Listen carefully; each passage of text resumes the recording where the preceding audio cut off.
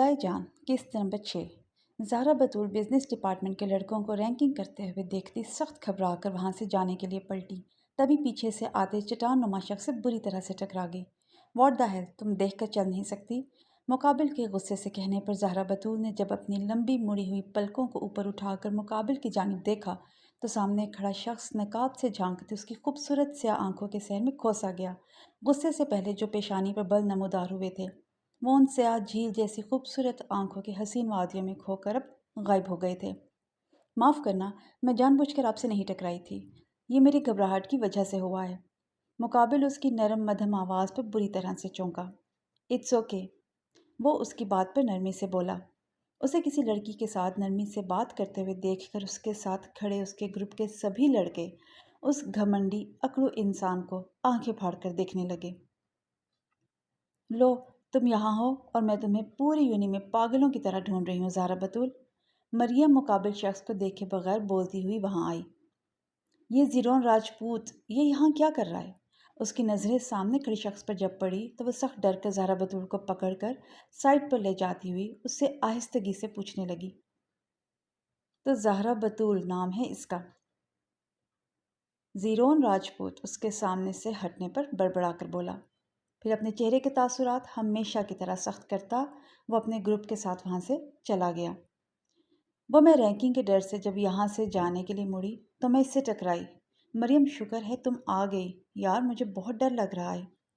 کیا وہ شخص زیرون راجپوت تو نہیں ہے جس سے میری بہادر اور شریف دوست ڈر گئی ہے؟ مریم نے شری لہجے میں کہا۔ مریم، میں بھلا کیوں اس عام انسان سے ڈروں گی؟ وہ اتنا خطرناک بھی نہیں ہے جو میں اس سے ڈروں گی۔ تم بھی نہ یار، اس نے مریم کو گھورتے ہوئے کہا۔ یار، وہ بہت بڑا خطرناک انسان ہے، اس سے دور ہی رہنا، ورنہ وہ کسی جن کی طرح چمٹ کر تمہیں روز ڈرائے گا، مریم نے جھرجھری لیتے ہوئے کہا۔ زہرا بطول اس کی بات کو اگنور کر کے اپنے قدم آگے بڑھانے لگی۔ دوسری طرف زیرون راجپوت اپنے گروپ کے ساتھ اپنے پرسنل روم میں، جو یونیورسٹی میں انہوں نے ایک کلاس کو خالی کروا کر خاص کر اپنے لیے بنایا تھا، وہاں آتے ہی اپنی مخصوص جگہ پر جا کر بیٹھا اور خاموشی سے سگریٹ لبوں سے لگا کر کچھ دیر پہلے ہوئے حادثے کو سوچنے لگا۔ زہرا بطول اس کے خیالوں میں بار بار اس لیے دستک دے رہی تھی کیونکہ وہ پہلی لڑکی تھی جس سے اسے انسیکیور فیل نہیں ہوا تھا۔ زیرون راجپوت کی یہی انسیکیور اب زہرا بطول کی زندگی میں کوئی بھیانک طوفان لانے والا تھا۔ اس کے وہم و گمان میں بھی نہیں تھا کہ آگے اس کے ساتھ کیا ہونے والا ہے۔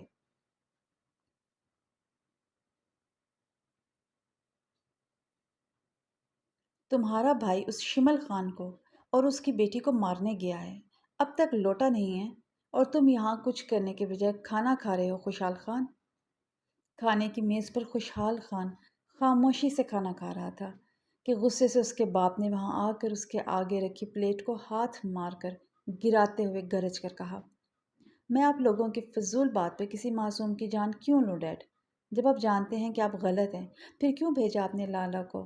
اور آپ مجھ سے اس بے وقوفی کی امید ہرگز مت کریے گا کہ میں بھی آپ لوگوں کی طرح بن کر کسی معصوم کی زندگی کے ساتھ کھیلوں گا۔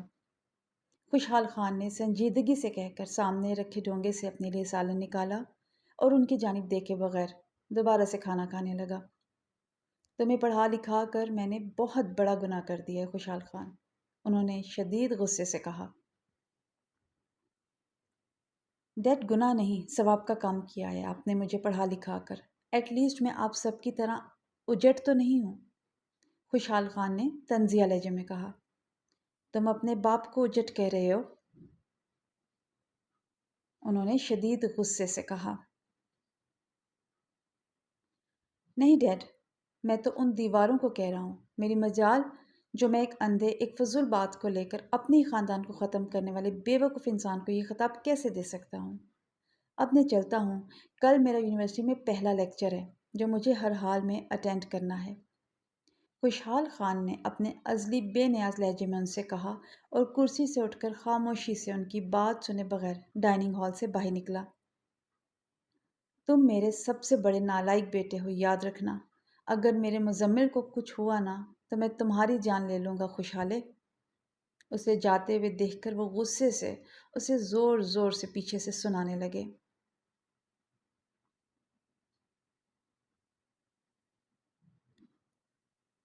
بھابھی سائیں، آپ اس وقت یہاں کیا کر رہی ہیں؟ ادا سائیں، کیا وہ آفس سے ابھی تک نہیں آئے ہیں؟ رات کے 11 بجے زہرا بطول جو چھت پر مریم سے لیکچر کے بارے میں پوچھنے کے لیے اسے کال کرنے کے لیے آئی تو سامنے کرسی پر مشال کو بیٹھے ہوئے دیکھ کر وہ اس کے قریب آ کر اس سے پوچھنے لگی۔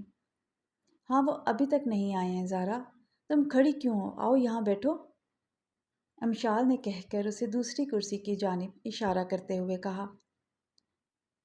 بھابھی سائیں، آپ سے ایک بات پوچھوں؟ زہرا بطول نے جھجکتے ہوئے اس سے پوچھا۔ ہاں پوچھو، امشال نے آگے جھک کر اس کے ہاتھ پکڑتے ہوئے کہا۔ کیا ادا سائیں نے آپ سے زبردستی نکاح کیا ہے؟ زہرا بطول اس کی نرمی پر پرسکون ہو کر اس سے یہ سوال پوچھ بیٹھی۔ نہیں، انہوں نے مجھ سے کوئی زبردستی نہیں کی تھی، بس ہماری قسمت میں ایسا لکھا تھا، امشال نے نرمی سے جواب دیا۔ تو انہوں نے آپ کے ساتھ کوئی زبردستی نہیں کی ہے، پھر آپ اس طرح کیوں ہیں، اجڑی اجڑی سی، نہ کوئی ہار سنگھار، نہ ہی آپ کے چہرے پر کوئی خوشی؟ بھابھی سائیں ایسا کیوں ہے؟ آپ کو تو خوش ہونا چاہیے، ادا سائیں کے لیے تھوڑا سا میک اپ کرنا چاہیے، اپنے کپڑوں کو دیکھیں، اگر اس طرح آپ کریں گی تو ادا سائیں آپ کے ہاتھ سے نکل جائیں گے، وہ کوئی چور راستہ چنیں گے، جب انہیں آپ کی طرف سے پیار نہیں ملے گا تو وہ آپ سے بہت دور چلے جائیں گے، زہرا بطول نے اسے سمجھاتے ہوئے کہا۔ امشال اس کی بات پر غور کرنے لگی اور پھر اسی رخ پر سوچنے پر مجبور ہو گئی۔ زہرا بطول اسے خاموش دیکھ کر اپنی جگہ سے اٹھی اور اسے وہاں اکیلا چھوڑ کر نیچے چلی گئی۔ امشال کو جب ہوش آیا تو وہ اپنی جگہ سے اٹھی اور اپنے اور سلطان کے روم میں جا کر شیشے کے سامنے کھڑی ہو کر خود کو دیکھنے لگی۔ بھابھی سائیں، یہ ان میں سے کوئی پہن کر اچھے سے تیار ہو کر آج رات ادا سائی کو سرپرائز دیں، وہ آپ کو اس طرح دیکھ کر بہت خوش ہو جائیں گے۔ وہ شیشے کے سامنے کھڑی اپنے سوگوار میک اپ سے پاک چہرے کی جانب دیکھنے لگی۔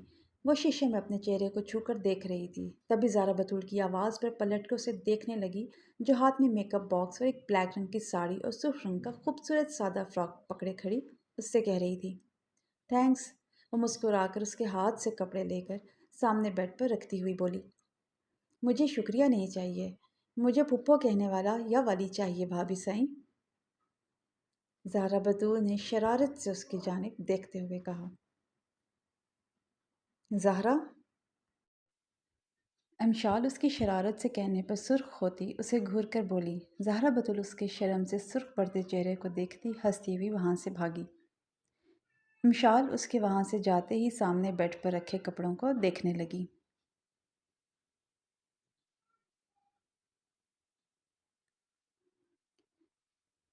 سلطان عالم شاہ روم میں داخل ہو کر اسے بنا دیکھے ڈریسنگ ٹیبل کی جانب بڑھے اور اپنی گھڑی نکال کر وہ پیچھے مڑے تو سانس لینا بھول گئے، کیونکہ وہ سامنے کھڑی ان کے ہوش اڑا رہی تھی۔ اپنے سرخ فراک میں ملبوس بے حد حسین سراپے کے جادو سے امشال انہیں ساکت کھڑے دیکھ کر مسکرا کر آگے بڑھی اور ان کے پاس سے گزر کے ڈریسنگ ٹیبل کے سامنے کھڑی ہو کر اپنے بالوں کو آگے کر کے اپنے گیلے بالوں کو خشک کرنے لگی۔ سلطان عالم شاہ اس کے ہٹنے پر چونکے اور پیچھے مڑ کر اسے دیکھنے لگے، جو شیشے کے سامنے کھڑی اپنے بالوں کو آگے کی طرف کی اپنے لمبے بالوں کو ٹاول کی مدد سے خشک کر رہی تھی۔ لگتا ہے میری چھوٹی دنیا آج میری جان لے کر رہے گی، اس کے بلا کے حسین سراپے کو نظروں کی گرفت میں لے کر وہ بڑبڑائے، تبھی ان کی نظریں اس کی پشت پر اس کی کھلی ہوئی ڈوریوں پر پڑی تو وہ اپنے قدم اس حسین پری کی جانب بڑھانے سے روک نہ سکے۔ سلطان، اس طرح کیوں میرے قریب آ رہے ہیں؟ پیچھے ہو جائیں۔ امشال جو اپنے بال ہیئر ڈرائر سے خشک کر رہی تھی انہیں اپنے قریب آتے ہوئے دیکھتی وہ پیچھے پلٹی تو ان کے قریب آنے کی وجہ سے وہ پیچھے قد آور شیشے سے جا لگی۔ کچھ مت کہو، سلطان عالم شاہ نے اس کی بات کو نظر انداز کرتے ہوئے اس کے لبوں پر اپنی انگلی رکھ کر اسے خاموش کروایا اور پھر اسے کندھوں سے پکڑ کر جھٹکے سے اس کا رخ بدل کر اس کو شیشے سے انہوں نے لگایا۔ امشال ان کی اس حرکت پر سختی سے اپنی آنکھیں بھیج گئی۔ وہ اسے سرخ رنگ میں دیکھ کر اپنا سب کچھ اسے ایک لمحے میں کھو گئے تھے، اپنا ضبط توڑ کر وہ بے خودی کے عالم میں اپنے سرد لبوں کو اس کی سفید مرمری بے داغ پشت پر رکھ کر اپنی آنکھیں موند گئے تھے اور یہ عمل کرتے ہوئے ان کی آنکھوں سے آنسوؤں کے تار کی صورت میں بہہ کر ان کی مونچھوں میں جذب ہو رہے تھے۔ سلطان پلیز نہیں۔ امشال اب ان کے سرد لبوں کو اپنی پشت پر محسوس کر کے وہ سسک کر بولی۔ سلطان عالم شاہ اس کی سسکی، اس کی بات سنے بغیر اپنے سرد لبوں کو اوپر کی جانب لے جانے لگے۔ امشال ان کی اس گستاخی پر بلکی۔ تبھی وہ بری طرح سے چونکے تو اسے بری طرح سے لرزتے ہوئے دیکھ کر انہوں نے خود کو کوسا اور اپنا ہاتھ آگے بڑھا کر اس کی فراک کی ڈوریوں کو باندھ کر اس کا رخ اپنی طرف کیا تو اس کے سرخ چہرے کی طرف دیکھ کر وہ مسکرا کر رہ گئے۔ امشال، کبھی بھی ایسا مت کرنا ورنہ میں وہ بات بھول جاؤں گا جس نے مجھے اب تک باندھ کر رکھا ہوا ہے۔ انہوں نے کوئی گستاخی کرنے کے ڈر سے اس کے لرزتے سرخ لپسٹک سے سجے خوبصورت لبوں پر سے اپنی نظریں ہٹاتے ہوئے گمبھیر لہجے میں کہا اور اسے وہیں اکیلا چھوڑ کر تیزی سے باہر نکلے، کیونکہ کچھ دیر اگر وہ وہیں کھڑے رہے تو اپنا کنٹرول کھو کر وہ اس کے ساتھ کچھ کر گزر جاتے، اور ایسا ہو گیا تو وہ امشال کی نظروں میں ہمیشہ کے لیے گر جاتے، جو انہیں کبھی منظور نہیں تھا۔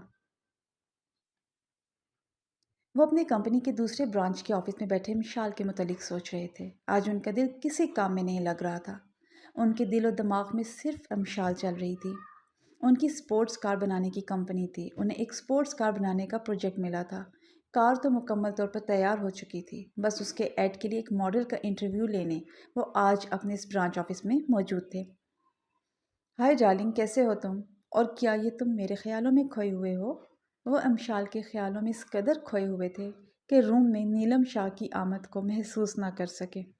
نیلم شاہ اسے کسی گہری سوچ میں ڈوبے ہوئے دیکھ کر شریر انداز میں مسکرائی اور پھر ایک ادا سے اپنے براؤن ڈائی کیے سلکی بالوں کو پیچھے جھٹک کر آگے بڑھی اور اس کے قریب آ کر اس کے اوپر جھک کر اپنے ہونٹ اس کے گالوں پر رکھ کر اسے اپنی جانب متوجہ کرنے میں کامیاب ہو گئی۔ نیلم شاہ، تمہاری ہمت کیسے ہوئی مجھے چھونے کی؟ اور تم یہاں میرے آفس میں کیا کر رہی ہو؟ سلطان عالم شاہ اپنے سامنے نیلم شاہ کو دیکھ کر شدید غصے سے غراتے ہوئے بولے۔ امشال جو ان کے لیے پیار سے کھانا لے کر آئی تھی انہیں دینے کے لیے جب ان کے آفس روم میں داخل ہوئی تو انہیں کسی اور کی باہوں میں دیکھ کر اس کی آنکھوں سے یکدم سے آنسو بہنے لگے۔ نیلم شاہ دروازے پر اسے دیکھ چکی تھی اور اس کی آنکھوں میں درد، اعتبار ٹوٹنے کی کرچیاں دیکھ کر وہ سمجھ چکی تھی کہ سلطان کی وہ کیا لگتی ہے۔ وہ ضدی امیر زادی جو یونی کے زمانے سے سلطان کی دیوانی تھی تو بھلا کیسے اسے کسی اور کا ہونے دیتی؟ وہ جلن کے احساس سے ان کے گالوں پر اپنے لب رکھ کر اپنی سرخ آنکھوں سے پیچھے دروازے پر کھڑے امشال کو فتح مندانہ نظروں سے دیکھنے لگی۔ تمہارے بلانے پر ہی تو میں یہاں آئی ہوں سلطان ڈارلنگ۔ کل رات تم نے مجھے کال کر کے بلایا تھا، تم اتنی جلدی کیسے بھول گئے؟ نیلم شاہ ان کے چہرے پر ایک ادا سے اپنا ہاتھ سے لکیر کھینچتے ہوئے بولی تو اس کی حرکت پر وہ اسے خود سے دور کرتے ہوئے پیچھے مڑے تو سامنے امشال کو دیکھ کر وہ ساکت رہ گئے۔ پھر اس کے آنسوؤں کو دیکھ کر وہ تڑپ کر آگے بڑھے تو امشال ان کو اپنی جانب بڑھتے ہوئے دیکھتی اپنے منہ پر ہاتھ رکھ کر اپنی چیخوں کا گلا گھونٹ کے ان کے روم سے باہر نکلی۔ امشال، ڈونٹ کرائنگ، پہلے میری بات تو سنو، پھر تمہیں جو سزا دینا ہے مجھے، میں جی جان سے حاضر ہوں۔ وہ اسے آفس کے ایک روم میں لا کے اسے صوفے پر بٹھاتے ہوئے اس کے آنسوؤں کو صاف کرتے ہوئے بولے۔ وہ سب کیا تھا اور وہ لڑکی کون تھی اور آپ کے اتنے قریب کیوں تھی؟ وہ ہچکیوں کے درمیان ان سے بولی۔ میری کیوٹ سی چھوٹی دنیا جیلس ہو رہی ہے، وہ بھی اس لڑکی سے جس سے میں دنیا میں سب سے زیادہ نفرت کرتا ہوں۔ So interesting. انہوں نے اس کی سرخ چھوٹی سی ناک کو پکڑتے ہوئے معنی خیزی سے کہا۔ شٹ اپ، میں جیلس نہیں ہو رہی، بس مجھے اس وقت آپ پر بہت غصہ آ رہا ہے۔ اس کی ہمت کیسے ہوئی آپ کو چومنے کی؟ میں اسے نہیں چھوڑوں گی۔ وہ غصے سے انہیں دیکھتی ہوئی بولی۔ وہ جیلس ہو رہی تھی لیکن اسے غصے کی وجہ سے اس بات کا پتہ نہیں چل رہا تھا، جبکہ سلطان اچھے سے جانتا تھا کہ وہ کیوں جیلس ہو رہی ہے۔ تو تم مجھے چوم لو نا، تمہارا غصہ ٹھنڈا ہو جائے گا۔ اس کے دل میں بھی ان کے لیے دل فریب احساس پیدا ہونے لگ گیا ہے۔ اسے یہ سب احساس کرانے کے لیے انہوں نے یکدم سے اسے کمر سے پکڑ کر صوفے سے اٹھایا اور اس کی آنکھوں میں آنکھیں ڈال کر اسے دیکھتے ہوئے گمبھیر لہجے میں کہا، یہ آپ کیا کر رہے ہیں؟ اور یہ اس طرح آپ نے مجھے کیوں پکڑا ہے؟ چھوڑے مجھے سلطان۔ امشال ان کے اچانک سے اس طرح پکڑنے پر شرم سے سرخ ہوتی سخت سٹپٹا کے خود کو ان کی باہوں سے چھڑانے کی کوشش کرتی ہوئی بولی۔ تمہیں شرم آ رہی ہے تو ڈارلنگ یہ نیک کام کو کیا میں انجام دوں؟ انہوں نے اس کے سرخ چہرے کی طرف دیکھتے ہوئے جذبوں کی آنچ میں جلتے ہوئے گمبھیر آواز میں کہا، یہ آپ کو آج ہو کیا گیا ہے؟ آپ یہ کیسی بہکی بہکی باتیں کر رہے ہیں؟ امشال اپنی دھڑکنوں کو ان کی نزدیکیوں سے تیز ہوتے ہوئے شدت سے محسوس کر رہی تھی۔ تبھی وہ انہیں اپنے چہرے پر جھکتے ہوئے دیکھ کر وہ سچ پٹا کے ان کے سینے پر ہاتھ رکھ کر انہیں خود سے دور کرتی ہوئی بولی، میری چھوٹی دنیا، تم بھی جلد سمجھ جاؤ گی کہ یہ مجھے کیا ہو گیا ہے، میں تمہارے ساتھ اس طرح بیہیو کیوں کر رہا ہوں۔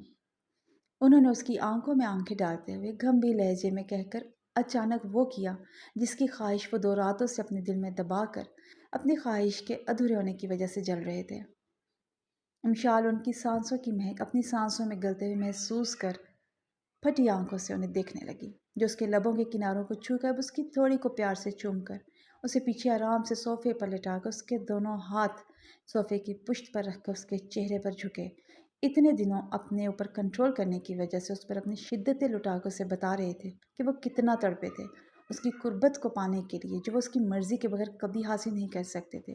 اس وقت وہ اس کی خاموشی کو اس کی خود سپردگی سمجھ کر اس پر اپنی شدتیں لٹا رہے تھے، جبکہ امشال کی خاموشی اس کی خود سپردگی نہیں بلکہ وہ شوق تھا جو سلطان عالم شاہ کو اس روم میں دیکھ کر اسے لگا تھا۔ وہ آنکھیں پھاڑ کر انہیں گستاخیاں کرتے ہوئے دیکھ رہی تھی، جو اب اس کے گلے سے اس کا دوپٹہ نکال کر اس کی گردن پر اپنا گرم لمس کا اسے شدت سے احساس کرا رہے تھے۔ نیلم شاہ جو سلطان کو امشال کا ہاتھ پکڑ کر اسے اس روم میں لے جاتے ہوئے دیکھ چکی تھی، وہ تجسس اور جلن کی وجہ سے ان کے پیچھے بڑھی اور چھپ کر ان کی باتیں سننے لگی۔ لیکن جب اس نے سلطان کو امشال کے چہرے پہ جھکتے ہوئے دیکھا تو وہ جل کر غصے اور نفرت سے امشال کی جانب دیکھتی ہوئی اپنی مٹھیاں کسنے لگی۔